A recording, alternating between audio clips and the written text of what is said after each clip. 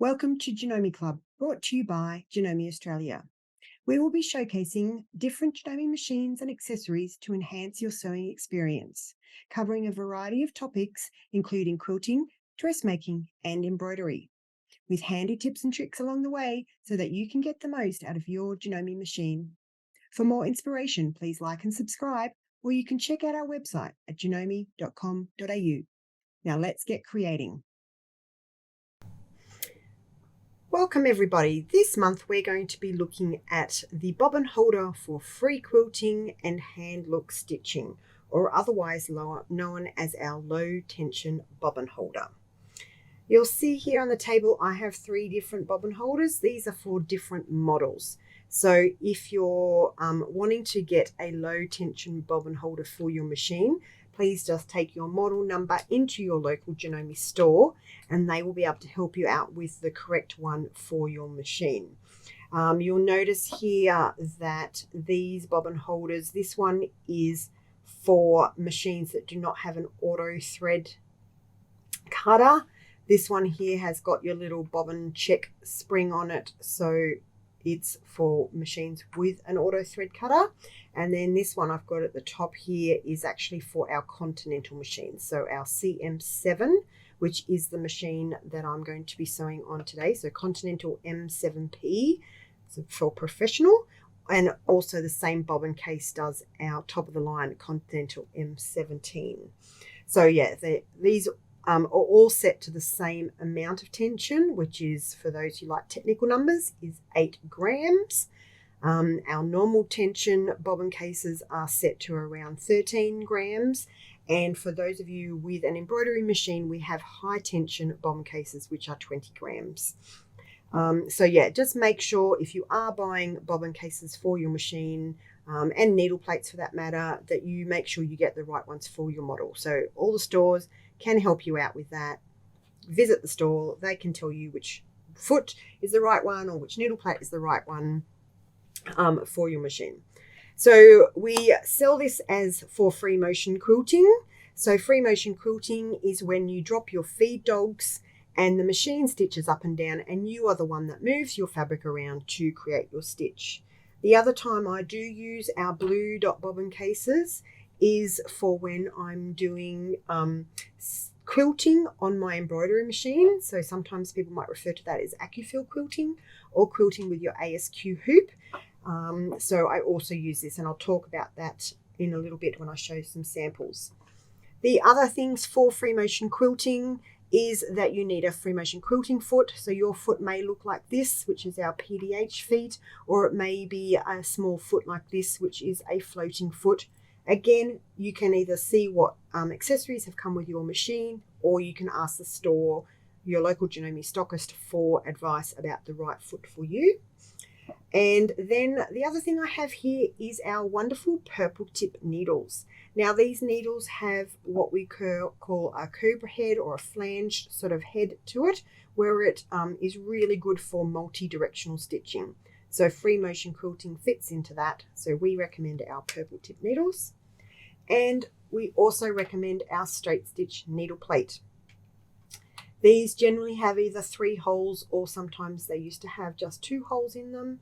And that is for any time you're doing straight stitching. So whether it be you're using your AccuFeed feet for doing some straight line quilting, you're embroidering on an embroidery machine, like a combo machine, you use your straight stitch needle plate, or we also recommend it for free motion quilting. So I'm going to go a little bit here. We have done it in a previous video. So if you search through our YouTube videos for Janome Club, I have touched on the tensions a couple of years ago. So you can have a look there. I'm just going to recap a little bit here. So I've got some little samples here that just show out what your stitching may look like for different tightnesses of bobbin. These aren't based on our actual bobbins, these bobbin cases. This is just me tightening and loosening my bobbin case to show you what effects you would get. So with a standard bobbin case here, I've got, this is my top thread tension. So I've adjusted my tension from 0 up to 10, and it all looks pretty good on the front. But when you turn it over, you have here what we call these lovely eyelashes. So these eyelashes can occur when either your top thread is too loose, as in this one, I've got no tension on my top thread. So quite often you're going to get this look if your thread has not been threaded right on your machine. So if you're getting big eyelashes like this, re-thread your top thread first and recheck. If you're then no longer getting it, then you know your issue was just that you didn't, it wasn't in the tension disc properly. But otherwise it might be, and here's another one. This one is my tight bobbin case. And again, the front doesn't look too bad. We are starting to get a little bit of pull and puckering down the bottom here. But if I turn this over, you can definitely see what lovely mess you would get. This one at the top here is no tension. So if you're starting to get really big loops like this, it is definitely that the top thread has either come out of the take-up lever or isn't threaded properly. When you're just getting these sorts of eyelashes, it just means your bobbin case is too tight. So this is when we would recommend using the blue dot bobbin case, because it is a looser bobbin. So your blue thread here is my bobbin and it's too tight. So then you can just easily swap out the bobbin case and you get perfect thread tensions. Now, if for some reason you were stitching and you were getting eyelashes on the top, so here you can see these eyelashes, again, it could be that you haven't threaded your bobbin properly. So quite often you'll get eyelashes on the top. So the way to remember it, problem on the top, it's generally your bobbin thread. Problem on the bottom, it's generally your top thread. So when you're getting eyelashes on the top of your fabric, recheck your bobbin is threaded properly. Okay, so let's go over to our machine and we're going to set it up for free motion quilting. Let me get all my little things. So first of all, I'm going to replace my needle plate and change out my bobbin case. So we're going to lock our machine with the little key. If your machine doesn't have a lockout button, then you can just go ahead and undo the screws or push the lever on your machine. But if it's got a lockout, please do lock your machine for when you're threading it. And this Continental machines, you have to lock the machine to be able to change the needle plate. So then we're going to touch this button here, which is to release our needle plate. And that will pop up my needle plate on the Continental. It is an automatic system. It pops up my needle plate. I don't have to worry about pushing levers and undoing little screws. But if you've got a different machine, you might just have to undo the little screws that are generally 1 or 2 of them and take your needle plate off.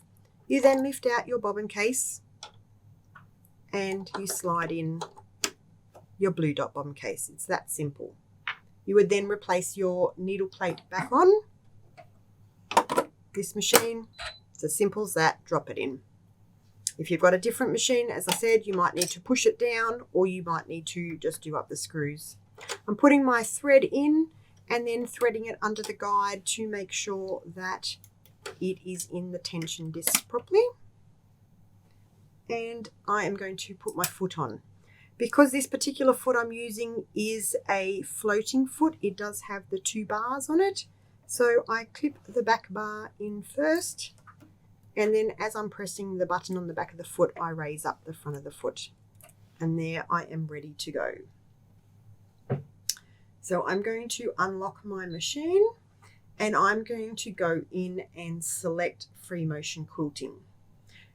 Just have a look in your manual or ask your local Janome stockist how you would set up free motion for your machine, because it may be different to this one.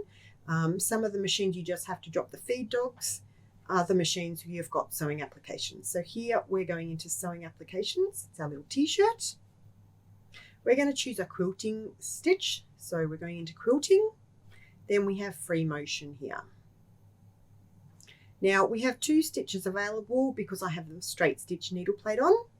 We have our straight stitch 1, which is for our pogo or PDH foot, and straight foot stitch 2, which is for our floating feet, the QC and QO. So I'll select that one because that's the foot I have chosen.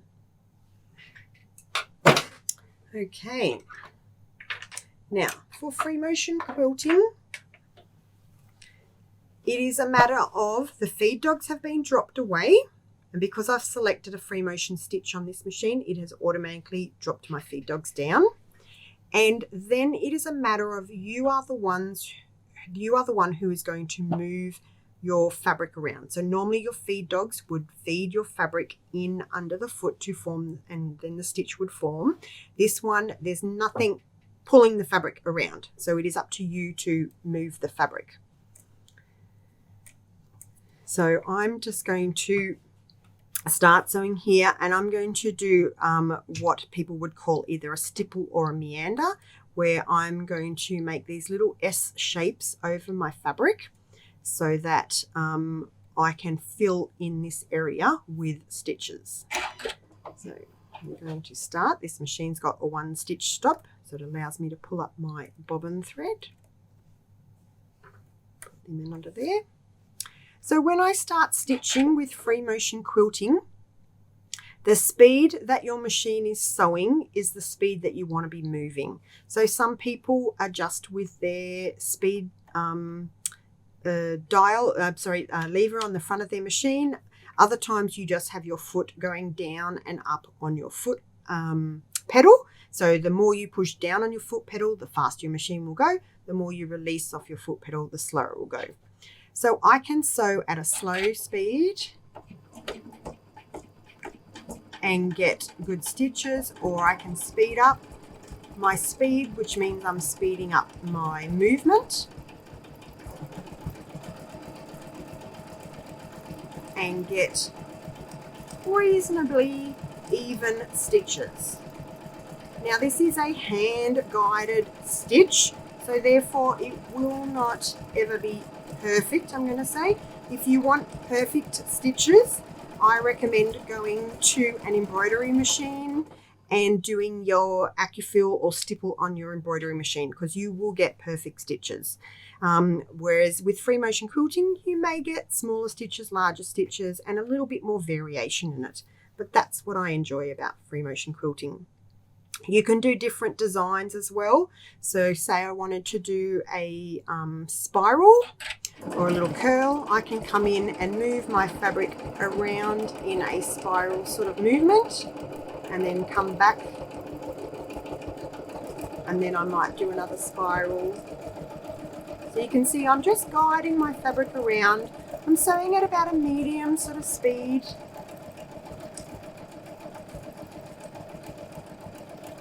I find that if you go a little bit too fast, that you can sometimes lose what you're doing, and if you go a bit too slow, you don't have sort of like a fluid movement.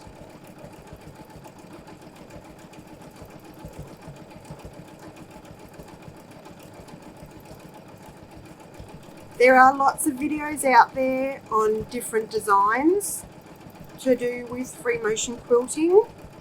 So if you Google or jump on YouTube and find some videos, they will show you how to do all sorts of different designs. Now what I'm going to show you is if I turn this over to the back, it will look good on the other side as well. So which camera are we on? That one over there. There we go. So when your stitch is balanced, you will have it looking good on the back as well as on the front. Now, if you're unsure about where to go, you can get a pencil and you could draw onto your fabric. So if I wanted to draw a particular shape here, I could draw, I've just got a chalk pencil here, so I could draw a flower if I wanted to have something. I'm just drawing like a sort of a typical sort of little daisy. I think you can just make that out there on the paper. So that could be one way that you may want to draw around a shape, that, and then you just would follow these lines. So some people find it easier to follow lines rather than come up with their own design. And this is done exactly the same way. I have a circle here in the middle, so I'm going to go around this center circle, and then I'm going to come out, and all I'm doing is moving my fabric so that I can draw with my thread. over the lines that I had already put on my fabric. There are lots of different marking tools. You could ask your local Janome store what tools they recommend, because each store will have different tools available. And then I might come in here and do a nice little tight spiral all the way into the center.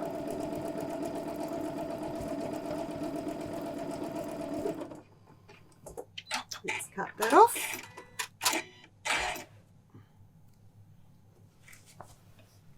There is a little flower. On this particular little sample that I'm showing, we also have ruler work. So ruler work, there are videos on ruler work. I'm not going to show you that today.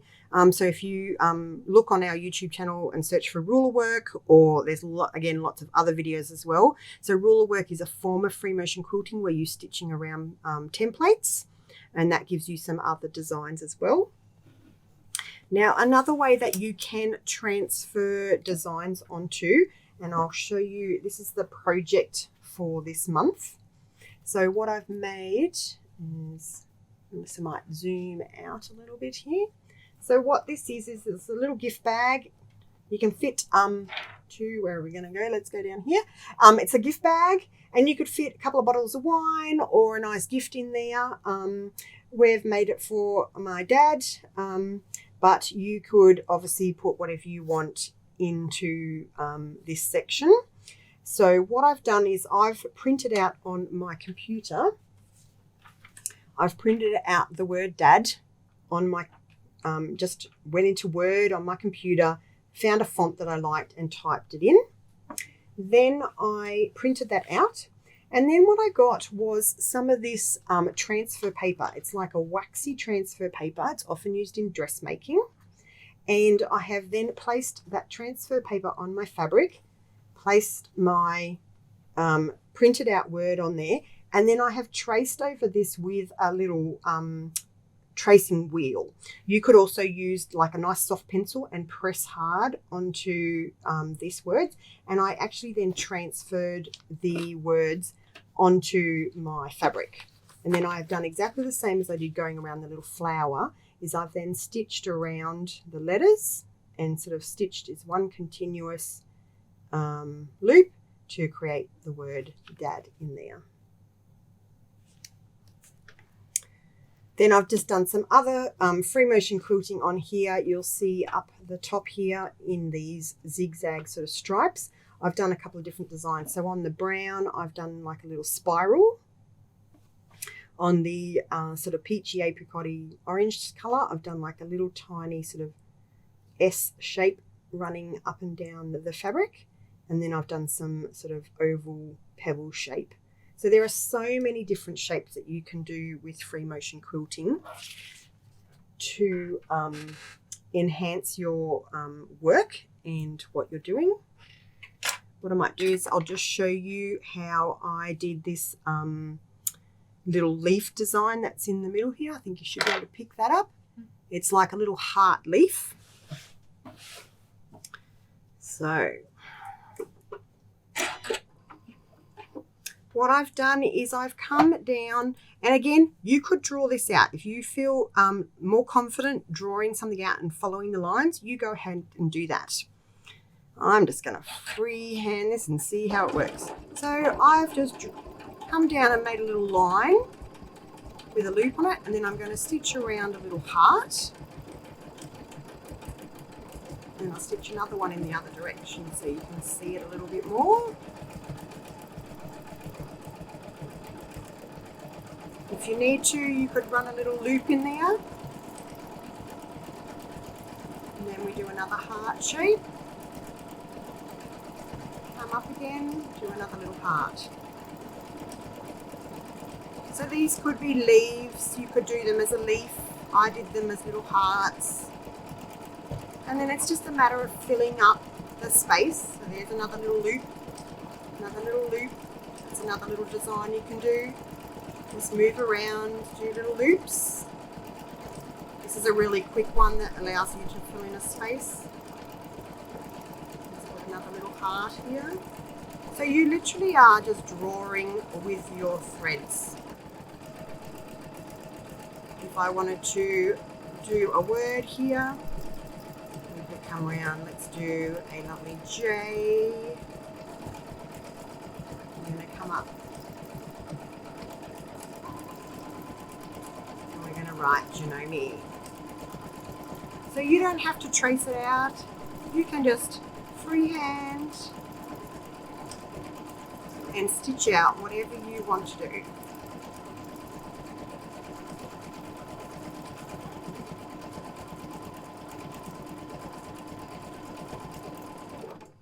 There we go.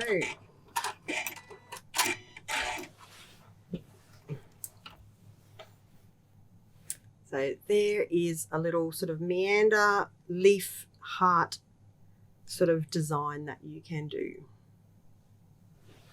So I've got a couple of other examples over here to show you. So again, if you're not confident about what design to do, one of the things you can do is you can actually stitch around fabric.